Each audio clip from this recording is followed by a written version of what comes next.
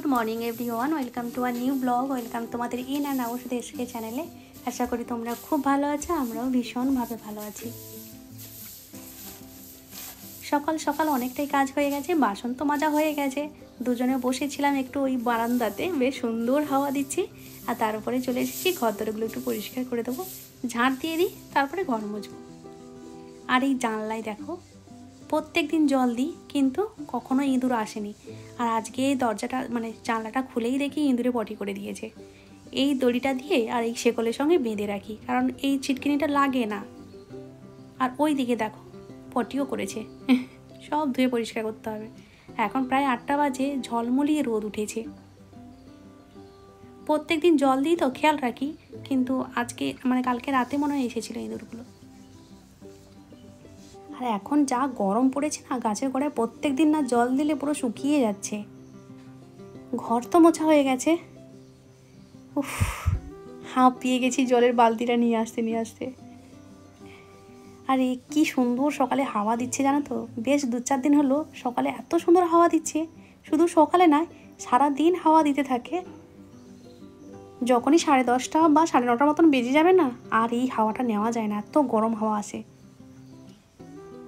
আর সকাল সকাল জানলা দিয়ে জল দিয়ে দিই কেন বলতো, ওই যে নিচে গাছগুলো আছে সেগুলোতে জল পেয়ে যায়, আর জানলায় যে নোংরা ধুলোবালি থাকে সেগুলো ধুয়ে পরিষ্কার হয়ে যায়।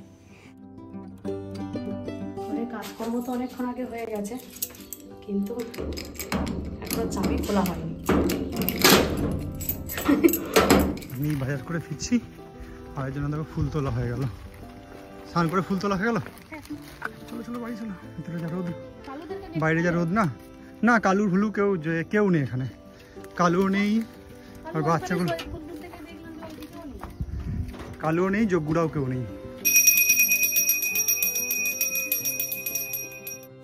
তরকারির জন্য এখানে পটলগুলো কেটে নিয়েছি। একটাই আলু দেবো, আর একদম আলু খেতে ইচ্ছেই করছে না এই গরমের মধ্যে। আর এই পটলগুলো দেখো পেকে গেছে, কিন্তু ভেতরে দানাগুলো একদম নরম হয়ে আছে। আবার কোনো কোনো পটলে ভেতরে দানাই নেই, কিন্তু ওপর থেকে পুরো হলুদ হয়ে গেছে। আর এই আলু ওপরে কি সুন্দর নরম, কিন্তু ভেতরে দেখো কচকচ করছে, শক্ত, সেদ্ধ হতে চায় না। আর এখানে সয়াবিন ভিজিয়ে রেখেছি, আর এখানে মশলা করার জন্য একটা বড় গোটা টমেটো দিয়েছি, কয়েক কুচি আদা, শুকনো লঙ্কা। একদিকে হচ্ছে পটল ভাজা, আর একদিকে আলু সিটি দিচ্ছি।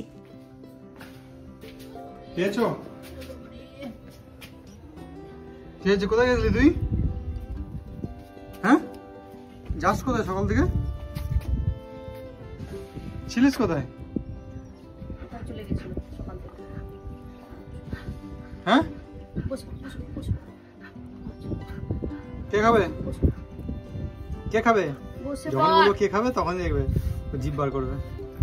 কে খাবে এটা? কোথায় গেছিলি? ওই না দিয়ে দাও।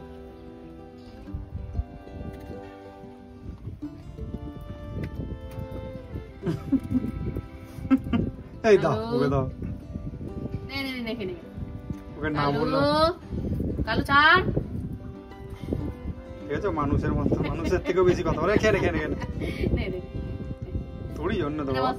এখানে বসে খা। ও নিয়ে সোজা ওইদিকে ছুটে পালাবে বিস্কিটটা মুখে নিয়ে।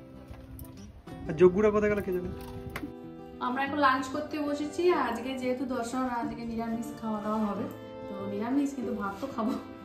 আর এখানে সয়াবিন, আলু আর পটল সব দিয়ে ঝোল করেছি, যেটা ওবেলাতেও হয়ে যাবে। আর করেছি উচ্ছে আর আলু ভাতে। আর এই উচ্ছেটা হচ্ছে আমাদের ওইখানে গাছে হয়েছিল, গাছের উচ্ছে। সেই গাছ দেখিয়েছিলাম, সেই থেকেই হচ্ছে, এখনো হয়ে আছে, ফ্রিজে আরো কয়েকটা আছে। কালুর জন্য এখানে সুন্দর করে মাখানো হয়ে গেছে, আমাদের তো খাওয়া হয়ে গেছে। আর কালু তো নিরামিষ, ওর মুখ দিয়ে যাবেও না, ছুঁয়েও দেখবে না। বাইরে যোগ্যগুলো সবাই আছে, ওরা খেয়ে নেয়, কিন্তু আমাদের কালু হচ্ছে খুব ভদ্র মানুষ, তো নিরামিষ খেতে পারে না। আমরা দুজনে বেরিয়ে পড়ছি এখন। ওকে নিয়ে একটু চোখের ডাক্তারখানা নিয়ে যাবো, কেন ওর অনেকদিন থেকে চোখটা সমস্যা হচ্ছে, পাওয়ারটা মনে হয় চেঞ্জ হয়েছে। ওই ঢাকনাটা দাও। কদিন ধরে এখানে পুজো হচ্ছে, যাবো করে যাওয়াই হচ্ছে না। তবুও চোখে ডাক্তার দেখাতে গিয়ে একটু তবুও দেখা। আজকে যাবো, একবার ঘুরে আসবো। ঘরের সামনে পুজো বলে তাও যেতে পারছি না।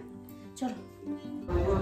এলাকার মানুষজনের আরো বেশি করে স্বতঃস্ফূর্ত অংশগ্রহণ। এখানে দেখো আদ্যাশক্তি কালী মায়ের পুজো হচ্ছে আমাদের বাড়ি থেকে মাত্র 2 মিনিটের রাস্তা, তাও আসতে পারছি না, আজকে শেষ। এখন বাজে 9টা আর এখানে মনি অলরেডি মনিকে স্নান করাচ্ছে। আর আজকে আমার খুব আনন্দের দিন এই কারণে যে আমার চোখের পাওয়ারটা চলে গেছে, সেই জন্য নর্মাল চশমা। আর এই চশমাটা পরে আছে এখন হচ্ছে ভিডিও এডিট করছিলাম বলে জাস্ট একটু পরে আছে। ডাক্তার বলেছে যে মানে ল্যাপটপ বা ফোন যদি তুমি হাত দাও তো চশমাটা একটু পরে দেখো, তাহলে চোখটা অন্তত ভালো থাকবে, নাহলে এই আনন্দে ভুলে যেও না সব, আবার হয়তো বাবাটা ফিরে আসতে পারে। এটাই কিন্তু অনেকে বলছেন। হ্যাঁ, আমার সেই ছোটবেলা মানে যখন 5-এ পড়ি তখন থেকে আমার চশমা চোখে ছিল। তো ডক্টর বলেছিলেন যে স্নান আর ঘুমানো বাদ দিয়ে সব সময় তোমার চোখে থাকবে।